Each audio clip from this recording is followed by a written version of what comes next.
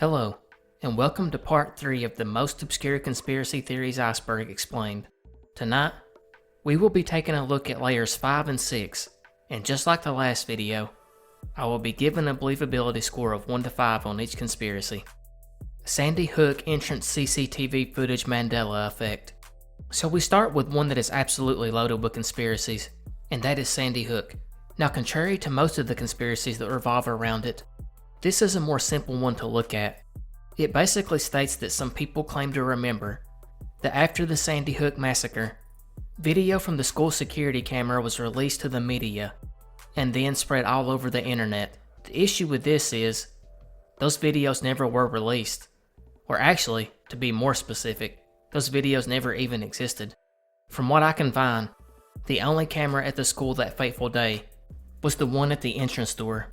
That door was accompanied by a buzzer, and when a person pushed the button, someone would look at the camera feed to see who it was at the door, and then they would buzz them in. So this was a streaming camera that did not even store footage on hard drive, so there couldn't have been anything to give over to the media. But this goes into direct contrast to numerous witness accounts posted online after the event, because in recent years, various users have stated that they remember the mainstream news channels, and later recycled online, playing footage of Hamza shooting through the glass door, and then stepping through the broken glass to enter the building and start the massacre, which is a very specific memory. The people who remember this also state that the footage was played on repeat for days after the event, so it was burned into their memory. Other posters would comment that they remembered vividly Hamza shooting through the glass because he leaned back right before he shot to avoid the glass shattering in his face. Others would even comment that they remember seeing the chairs and plant in the lobby that Hamza made his way past. But this conspiracy is not really about what happened, it's more about the Mandela effect, which is really just the phenomenon of having false memories that we all have experienced at one time or another.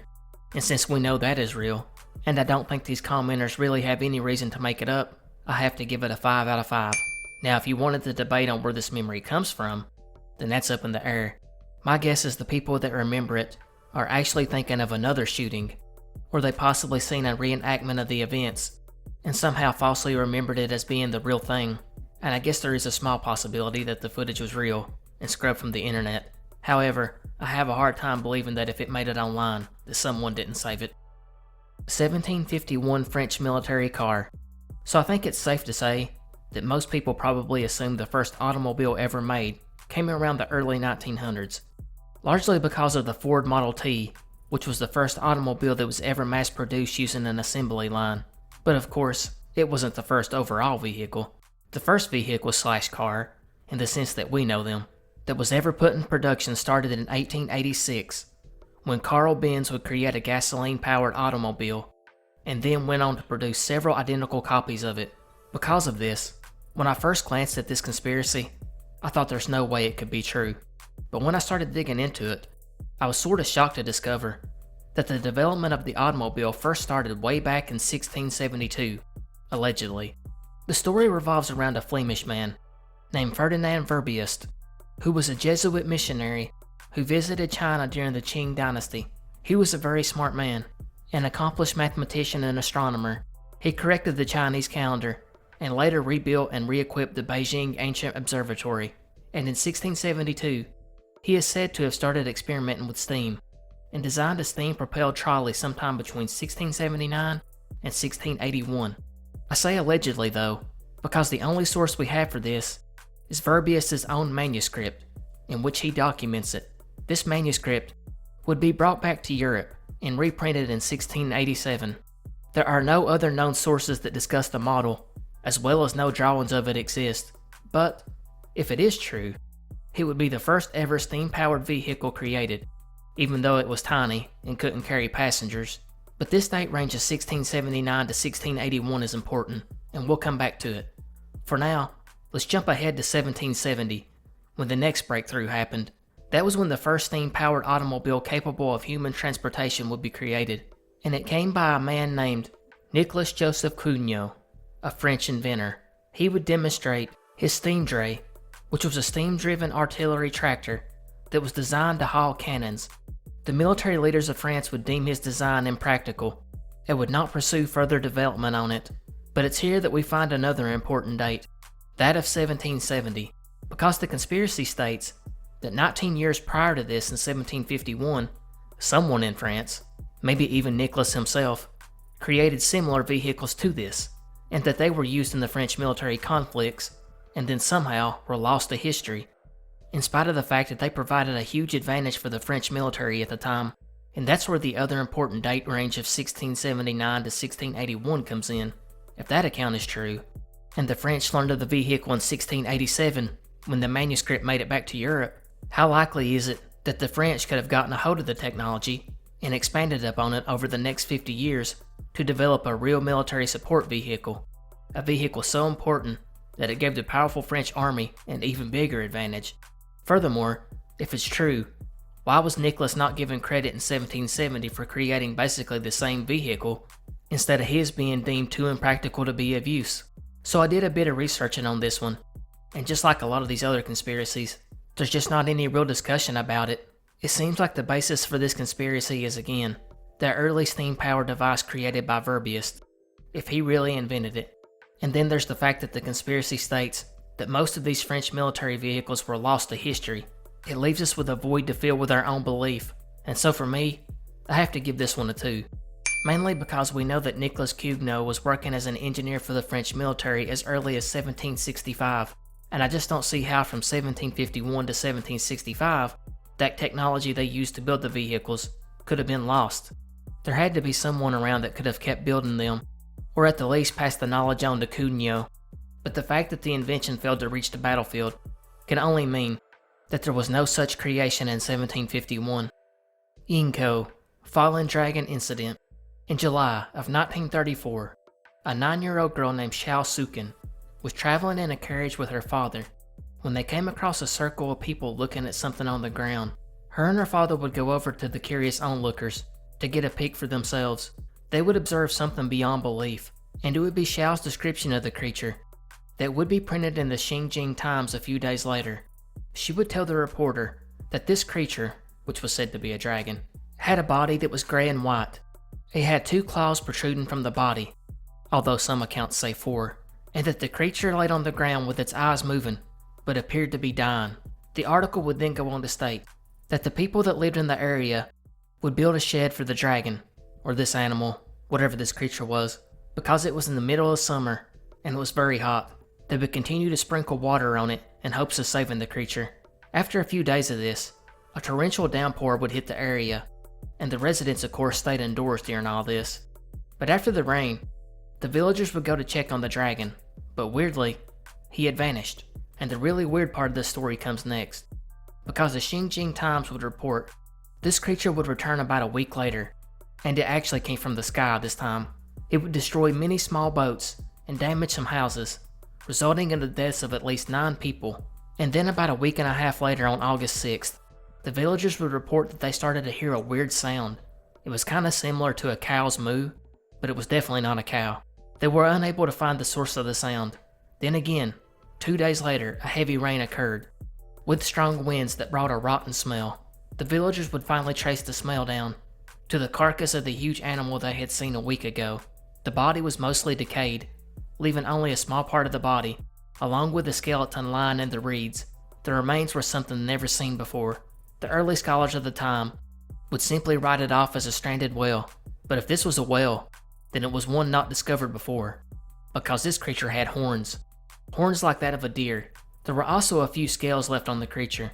The local police force would actually be dispatched to collect the skeleton. They would then take it down to the pier, and they set it on display for a few days. People from all over the area came to see it. After this, the skeleton would be kept at Yingkou School and become a specimen, but with China in the turbulent years of the Civil War, the specimen would somehow end up being lost, and after a couple of decades, the memory of the dragon would begin to fade away, and it wasn't until 2004, when a documentary on the incident would be produced, that the story became known to a whole new generation. The project would actually track down people that witnessed the incident close to 70 years prior.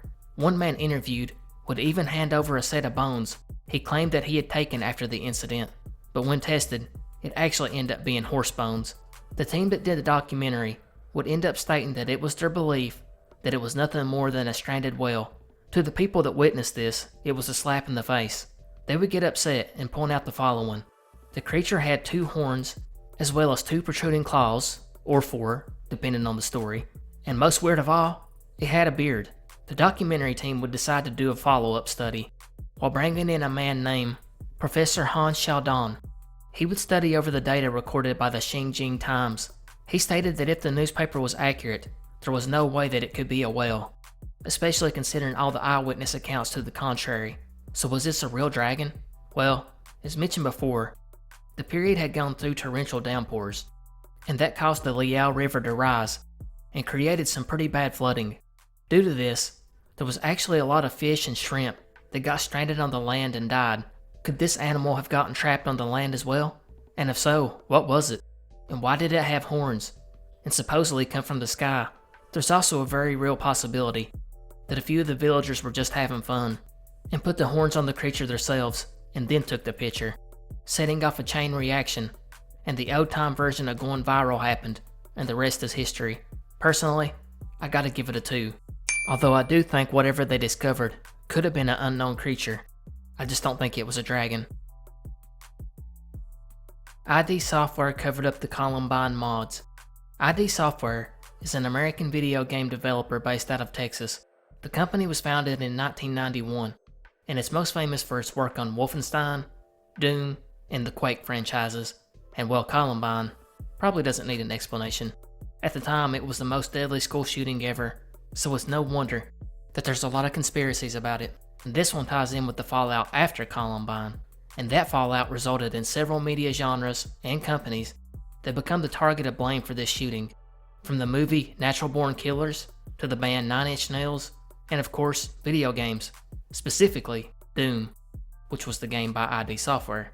After the shootings, there were reports that students and acquaintances of Eric Harris, one of the shooters, that stated that Harris had created a video game mod, and if you're not a gamer, mod is short for modification, which supposedly turned one of the Doom maps into Columbine High School, in which he would use as practice.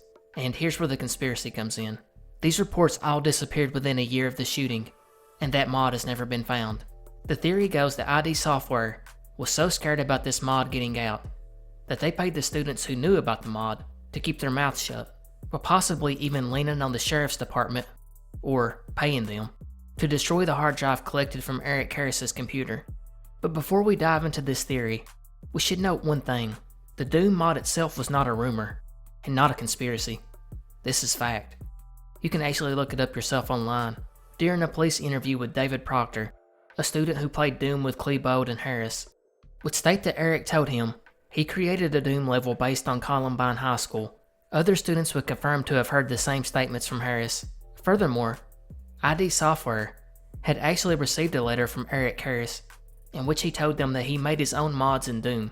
Then, there's the fact that Harris also had taken some of these mods he created and uploaded them online for the Doom mod community. You can still find them today. Well, except for this one mod. And finally, we have the account of Joe Stair, who co-founded the Trenchcoat Mafia that Harris and Klebold belonged to, or was affiliated with. It was basically just a bunch of alternative kids, or like the whole goth culture that took hold of the 90s, but they never had anything to do with the actual massacre. Anyways, Joe would state on internet forums in the early 2000s that he had actually played the modded game, but that he didn't play the game online. Instead, he played with Harris on a direct connection. These forum posts are now gone, and Joe Stair committed suicide in 2007, but in all likelihood, this mod did exist, although it is a safe bet that this mod wasn't of the whole school, because the game's engine could not handle that. It's more likely that the mod was probably one or more areas of the school, perhaps the cafeteria or gym, but in 2011, the Jefferson County Sheriff's Office would state that they destroyed the remaining Columbine evidence, along with the infamous basement tapes, which were a set of video recordings where Harris and Klebold discussed and planned the future shooting spree. It was said to be pretty disturbing, and only parts of it were ever released to the public. They were destroyed out of respect to the victims' families, and feared that it could inspire future attacks. But on the website notice it says, quote, "All remaining Columbine evidence, including the basement tapes," end quote. That has given many people that have looked into this theory, including me, that the other evidence they're referencing is the Doom mod. For that reason, I have to give this conspiracy a 3 out of 5. That's not to say that ID Software didn't contact the sheriff's department and ask them to destroy the hard drive early on, and I guess it's not out of the realm of possibility that they offer money to acquaintances of Klebold and Harris to not speak to the media anymore about the mod, but I just don't know why they would offer to pay them hush money after they had already spoken about the mod publicly. Secondly, why did Joe Starr continue to talk about the mod up until the early 2000s? Did they not pay him too? And finally, why did the police wait 15 years to destroy the hard drive? It seems that if ID Software wanted it destroyed, it sure took them a long time to get it accomplished. If you want to watch a good video about this, I'll put a link in the description below. It's from the channel Truth is Scarier Than Fiction, and he goes into way more detail about it. Original Minnesota Iceman. The Minnesota Iceman is a sideshow exhibit that depicts a fake man-like creature frozen in a block of ice. It was originally displayed in shopping malls, state fairs, and carnivals in the US and Canada in the 60s and 70s. It was often promoted as the missing link between man and Neanderthal. It's described as male human-like, it's 6 foot tall, hairy with large hands and feet, very dark brown hair, about 3 to 4 inches long, and a flattened nose. One of the arms appears to be broken, and one of its eyes appeared to be knocked out of the socket, allegedly, by a bullet that was said to have entered the creature's head from behind. The current version of this Iceman was sold in 2013, and is on display at the Museum of Weird in Austin, Texas. So you may be wondering, what do I mean by current version? Well see, this Iceman was originally owned by all-around carny and grifter Frank Hansen back in the 60s and 70s. He claimed that the man was found in a region of Siberia, and that an eccentric California millionaire had come into possession of this rare piece of history, and for some reason, enlisted Frank to be the caretaker of it. That eccentric millionaire, who was supposedly involved in Hollywood, had allegedly gotten it from someone in Hong Kong who had kept it at a refrigeration plant, and that person had gotten it from a fisherman who found the creature floating in the Bering Sea. And by 1969, biologist Ivan Sanderson, a science editor for the Argosy magazine, wrote an article about the Iceman in April 1969 issue entitled, quote, "Is this the missing link between man and ape?" End quote. Sanderson had written the article after he and zoologist Bernard Heuvelmans had personally went to visit Hansen and the Iceman. Both men were convinced it was the real thing, and I'll explain why in a second. But Sanderson would contact primatologist John Napier after viewing the alleged Iceman, and ask him to investigate with the help of the Smithsonian. It was after this that Frank Hansen would pull the Iceman off exhibit and off of the carnival tour, and it was no longer available to be viewed by the public. Hansen would then claim that the eccentric California millionaire ordered its withdrawal from the public. Then Hansen himself would take what he said was a much-needed vacation. But after this extended vacation, Hansen would bring out a new Iceman. It was described by many witnesses as not even being close to the original. In fact, Sanderson was able to document at least 15 differences between the two, one being that this new model was obviously made out of latex.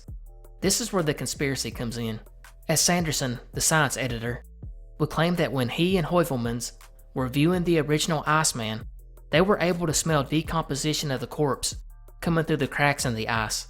This is what convinced them to contact Dr. John Napier and the Smithsonian to begin with. This is why they were so convinced that it was a legit piece of history. But after the switch was made, Hansen would obviously be questioned about it. He would confess that this Iceman was indeed a fake, and when asked why he switched it, he would state that he was afraid the real creature may have been so close to human that he could be charged with something. And this goes back to some previous issues with the Iceman, such as Hansen was once detained by Canadian customs officials who suspected he was transporting a cadaver, as well as one time the FBI was tipped off that Hansen may be carrying around a real human murder victim. The FBI declined to investigate, however, claiming the whole thing was nothing more than a carnival hoax. Another intriguing clue was the dislocation of the one eye from the socket, in which Hansen claimed he himself shot the Iceman in the cold woods of Minnesota. Note here that the story has already changed from Siberia to Minnesota, as well as the California millionaire part of the story has been completely removed. But the beast seemed to have one arm raised, almost like it was in self-defense against an assailant, when the bullet struck and then the victim was frozen in that state. Hansen would then explain that he made up the whole story about coming from Siberia to get the marks to pay to see the creature.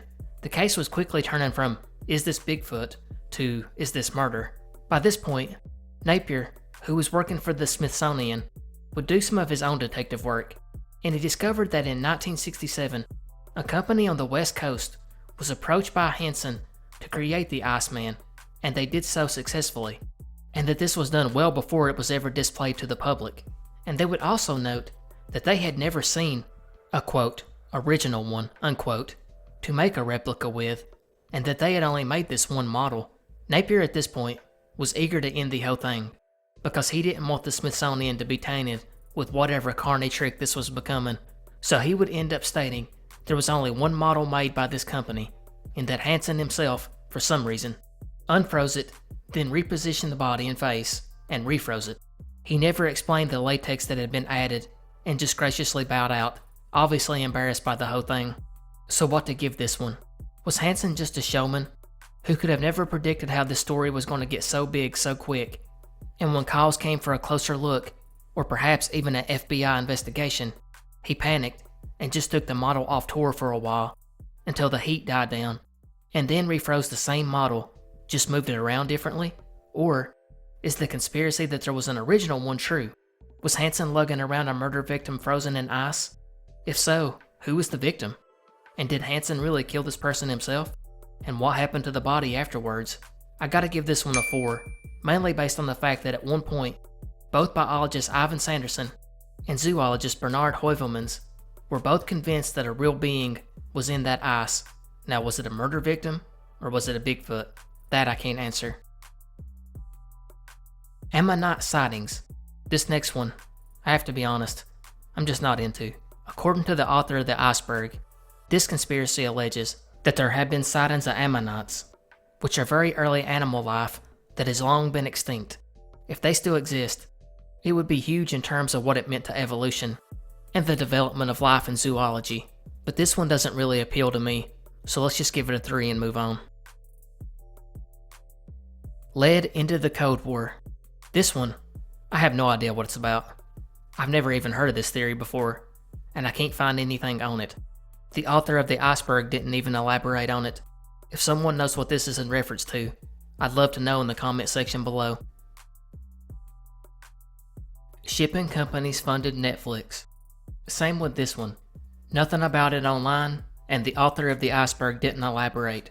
So I can only ask again, if anyone knows what this references, please let me know in the comment section below.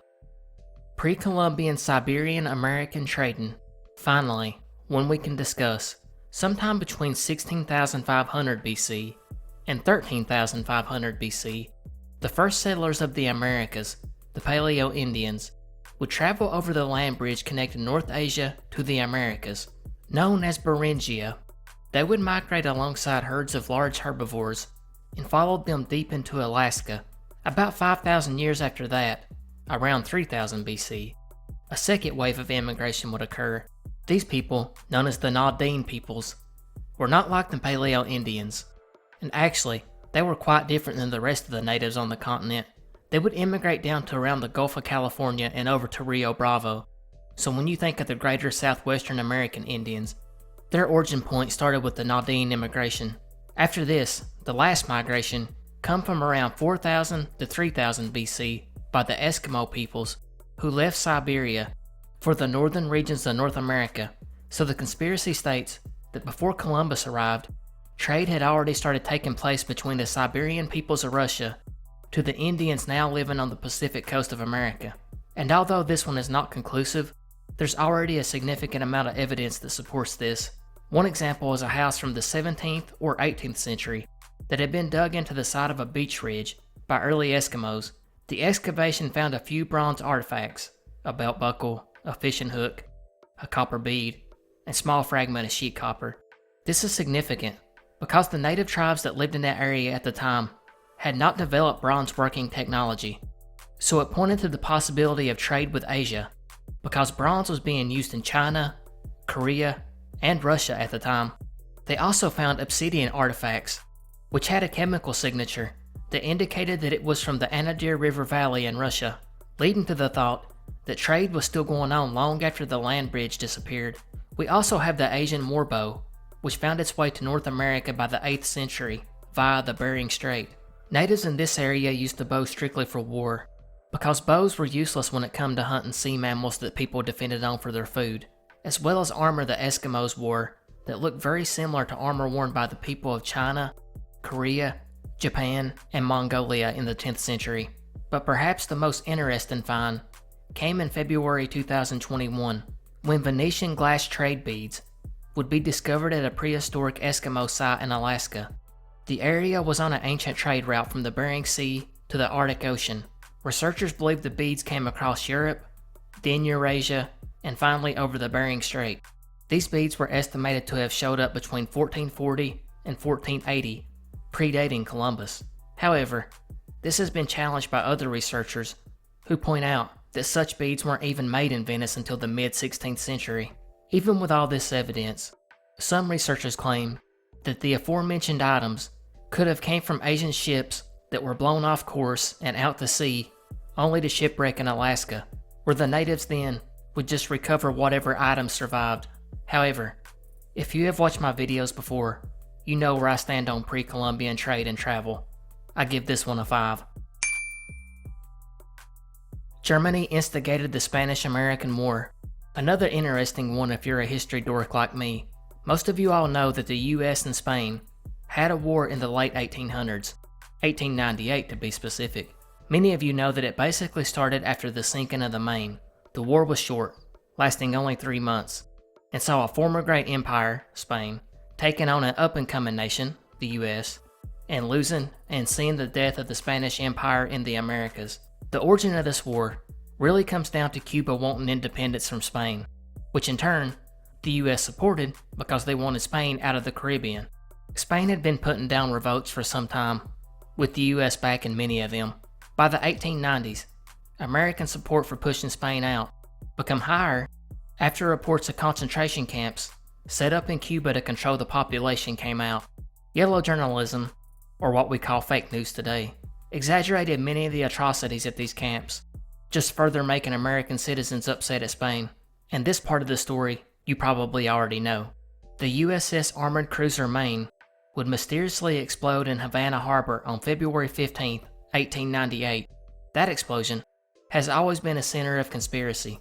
Most see it as US saboteurs blew their own ship up, and then with the help of the media, blamed Spain, before declaring war just a couple months later, or at the very least, taking advantage of an accident. But this conspiracy alleges that it was really Germany that was behind the USS Maine explosion, and then blamed it on Spain. But why would they do that? It turns out, there's actually some good reasoning behind this one, as Germany was late to the colonial period, and their overseas empire was tiny compared to the European powers like Britain, France, Spain, and Portugal. By the time they stepped onto the scene, they were basically just buying up and annexing new lands in Oceania and Asia, but mainly, it was a ton of these little islands out in the Pacific that used to belong to, you got it, Spain. Because in the 1800s, Spain was quickly losing colonies.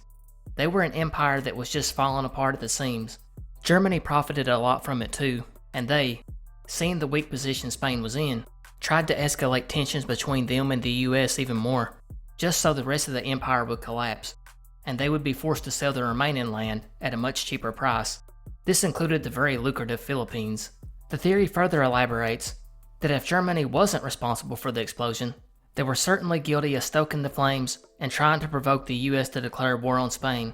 They were doing this by using their media contacts to garner public support, while using their political contacts to lobby the government for war. And it's important to note here that as late as 1910, 554 German newspapers were still operating in the US, as well as a number of schools that taught German. And by that I mean 554 schools where English was a secondary language to German. The US had a huge German population that started with large waves of immigration in the 1600s, and before the World Wars, the US was a very pro-German country, so it's not crazy to believe that people in the German government had sympathetic contacts in the US waiting to help inflame the situation. There's other reasons to believe this though. A year before the war, Germany would seize the port of Tsingtao, becoming the last European power to secure a port in the Far East. The US, on the other hand, had no ports available in the Far East, and they had to rely on another country either letting them stay at their port or dispatching from the Pacific coast, which caused all kinds of logistic issues. But for this reason, control of the Philippines was something that the US desperately needed. Likewise, Germany also wanted the Philippines. Not only was it a prized possession, but it also kept the US out of the Far East. In fact, the first battle of the war happened at Manila Bay. The US Navy squashed the Spanish squadron fairly quickly, but as soon as the Spanish forces had lost the battle, numerous other warships from all the other naval powers showed up, all in a hurry to be in the best position just in case Spain collapsed and the Philippine revolutionaries threw the Spanish forces out. In fact, this is why Germany was one of the first to show up. They had plans that once Spain was tossed out, they could just move in and squash the rebellion and own the Philippines. They come under the guise of, quote, protecting German interest, end quote. But they immediately tried provoking the US by cutting in front of the ships, by refusing to allow the Americans to board for inspection, which is routine since the US was besieging the islands, and only let them inspect after a warning shot had been fired, and then sneaking supplies into the besieged Spanish Philippines anyways. And again, this was in spite of the fact they were hoping Spain would get tossed out. They were playing both sides. The German military still believed at this point that America would be defeated pretty quickly, or at least in the Philippines, because of the aforementioned logistics issues. The US government would then tell Germany that in the event that Germany tried to seize the Philippines, the US would declare war. But at this time, Germany had way more firepower and manpower in the area, and would have beaten the US Navy. Fortunately for the US, the Royal Navy was in the area as well, and started sailing with the US, and basically let Germany know they would side with the US in the event of a war. After this, Germany backed off on its plans to take the islands. After the war though, Spain did sell its remaining possessions in the Caroline Islands and Mariana Islands to Germany, just adding more proof to this theory. So what to give this one? Well, the explosion itself is still a center of controversy, as no one has ever been able to conclusively prove what caused it. But what happened afterwards? Well, that was the American government and media, who were just itching to remove Spain from the picture. But likewise, I think there's some merit to the fact that Germany was trying to remove Spain from the picture as well. For that, I'm going to go with a 4, because even though I believe the US was the main instigator, Germany definitely had a hand in it. The Descent, based on a true story. You all know I hate movies, so this next one is going to be hard to cover. But The Descent is a horror film based on the novel of the same name, where a group of thrill-seeking friends explore a cave, but part of the tunnel collapses, and they are forced to try and find another exit. While all this is going on, in typical horror movie fashion, these creatures start to slowly show up. They are called crawlers, and these cave-dwelling pale humanoid-looking beings have adapted to living in the darkness. They are very vicious and territorial, and they end up killing all the thrill seekers except for one. Anyways, supposedly according to this theory, the movie was fictional, but those crawlers were supposed to be based on real creatures spotted in the US, usually near caves. These creatures, sometimes called skinwalkers, sometimes called wendigos, are all said to be the basis for the crawler. There's actually a whole subreddit dedicated to crawler sightings. As far as the conspiracy goes, I have to give it a 1, not because I don't believe in cryptids, or believe that something like this could exist. It's more that the theory states the movie was based on this creature, and that's just false, because the filmmaker has stated that the whole idea for the crawlers was a caveman that never left the cave, and just spent centuries evolving to live in the dark. Disney lost fascist cartoons. In the 1940s, the US government under Franklin Roosevelt would adopt a new policy called the Good Neighbor Policy. The aim was to strengthen ties between the US and Latin America, but more importantly, to curb the Nazi influence in the region. In particular, Argentina, Brazil, and Chile, where there were a large number of German immigrants. They would actually call upon Walt Disney, who was at the height of his career after the success of Snow White, and ask him to step in and produce some films and do a goodwill tour. Disney was more than happy to. He would create the 2 most memorable films from this tour, called Saludos Amigos and The Three Caballeros. He would also take his wife and 20 of the artists, composers, and technicians along to tour Latin America. But according to this conspiracy, Disney accidentally, due to a misunderstanding of the political situation in these countries, put some fascist associated quotes and fascist imagery in movies. Disney found the mistake after it aired and then quickly cut the segments out and brushed the whole thing under the rug. This is another one that, despite researching for a bit, I just can't find any discussion or source for. I gotta give it a 1. 1974 serial killer study. So this next one just really fascinates me. It states that the FBI in the 70s decided to let serial killers continue to operate unimpeded for a good amount of time, just so they could study criminal behavior and psychological patterns, in hopes of capturing them quicker in the future. It's said that law enforcement agencies would tell the suspects, but that they would only watch them from a distance, continue with the killings. These studies were primarily conducted in the areas where killers targeted the less well-off in society, and this is also why the 70s have become known as the height of the serial killer. And then what might be evidence for this? In the 60s, the US had a reported 156 serial killers operating over that decade, although I did find the number 217 from a different source. In contrast, the US had 450 serial killers working over the decade of the 70s, and again, I found the number 605 from a different source.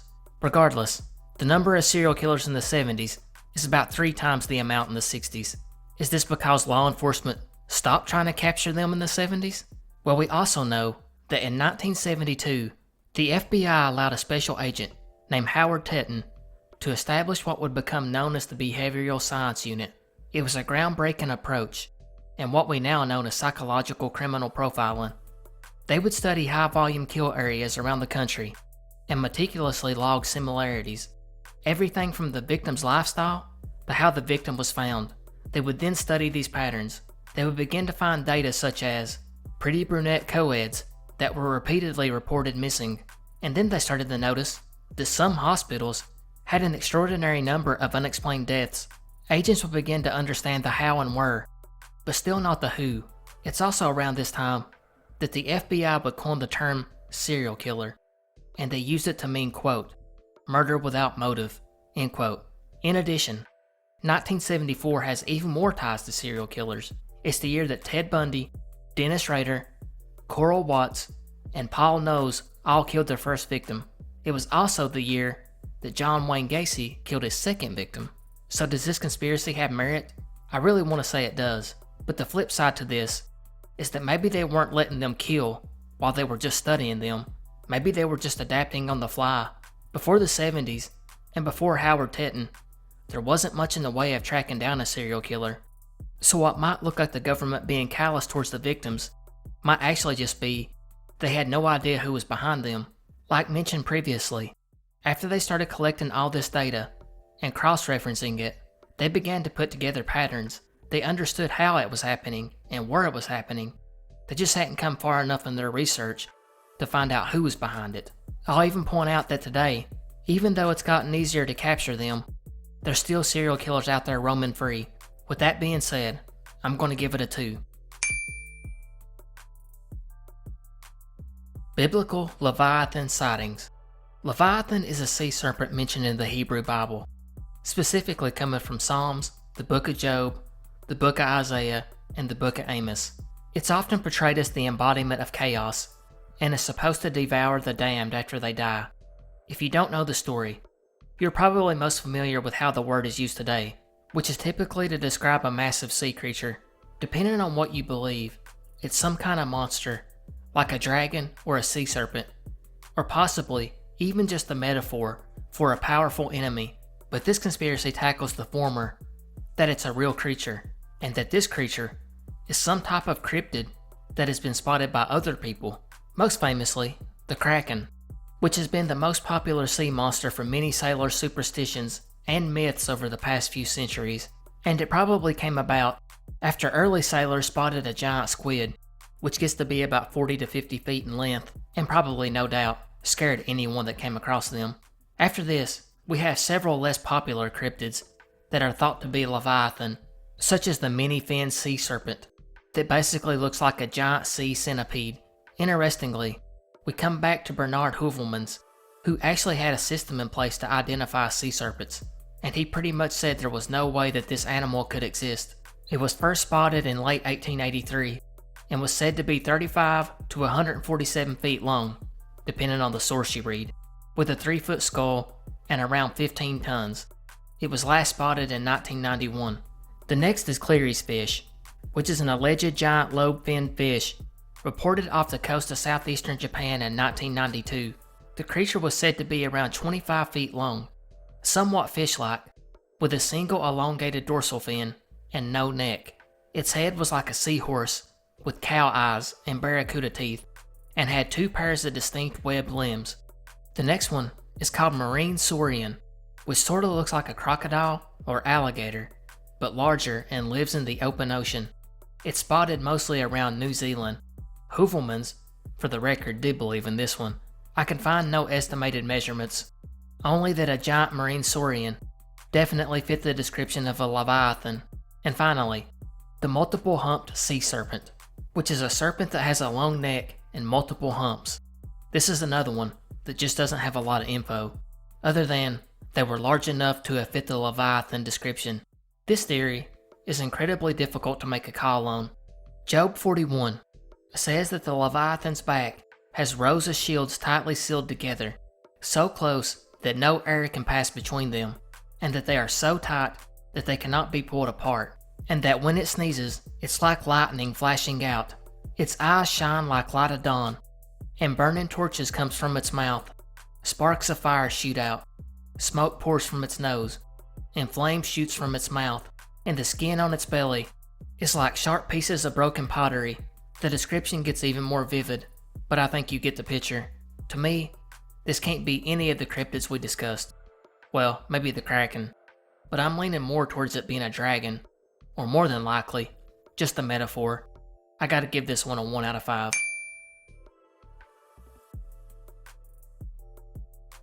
Thanks everybody for checking out the third part of this series. I hope you enjoyed.